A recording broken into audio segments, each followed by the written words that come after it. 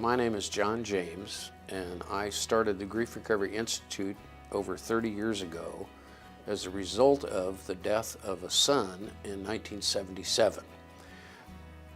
I, like many other people that I've met over the years, had made the assumption that because loss was such a common occurrence, that there would be people who were trained and to know how to help. And sadly, what I discovered is that most of the help that people offered was intellectual in nature, and my brain wasn't really broken, it was my heart. So over a period of about 8 months, I discovered a process that helped me to feel better. When John James created the phrase grief recovery back in the late 70s, almost no one had ever heard the words grief and recovery in the same sentence. And people would say to us, is recovery even possible? To this day, some people still contest it. But we discuss it with them, we argue it with them, and we show them from our own personal experience, from our own losses, how we have recovered and regained a sense of well-being in our lives in spite of the losses that have happened. The concept that we were operating with at the time was, how do you deliver grief recovery assistance to the largest number of people in the shortest period of time? Consequently, the first obvious thing was write a book. The first book was the Grief Recovery Handbook, which is now in its 4th edition, the 20th anniversary edition, that has been translated into multiple languages. Our book, When Children Grieve, also has been translated into multiple languages. And a third book called Moving On deals with the enormous sadness that revolves around divorce and romantic relationships that don't survive even to the point of a marriage.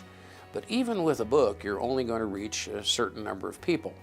And so we then decided that we would create these grief recovery outreach programs, which are moderated recovery groups where people take very specific actions to heal their heart.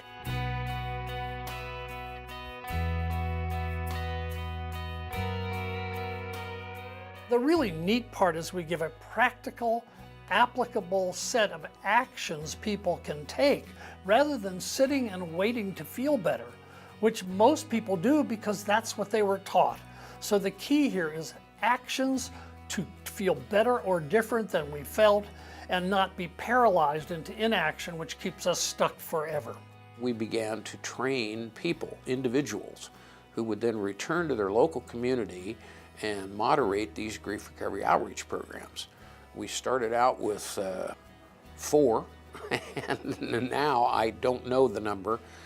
We have thousands of them now.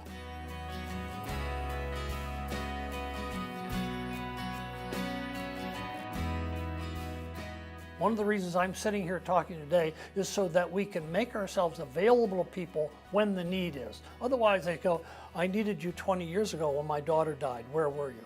And we don't want anyone to have to say that ever again.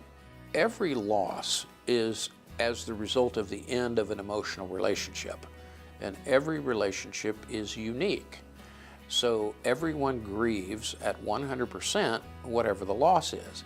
And one loss has nothing whatsoever to do with the other. Part of grief recovery is to unlearn some of the stuff we all learned. So, and whether we learned it professionally or at the feet of our parents, doesn't matter. We have to unlearn some myths about grief so we can learn the method that will help us complete unfinished business. It is up to the griever when they decide that they are willing and able to come in to do the grief recovery method. It is not up to us to tell them when they have to do that. One of the most heartbreaking things is that we hear from grievers is they call and say, well, I was told that I'm not supposed to come into a group or do any work for a year, which is kind of crazy. It is never too soon to start to heal your heart. I would say that within 15 minutes following a loss of any kind, the griever's mind is already starting to identify the things that they wish they had done differently or better. I cannot imagine, nor have I seen in 34 years, any benefit accrue to anyone as a result of waiting. We have a different perspective, and the perspective is two things. It's an absolute respect of unique individual human relationships and a recognition of a method of recovery that is available to anyone who's willing to do it.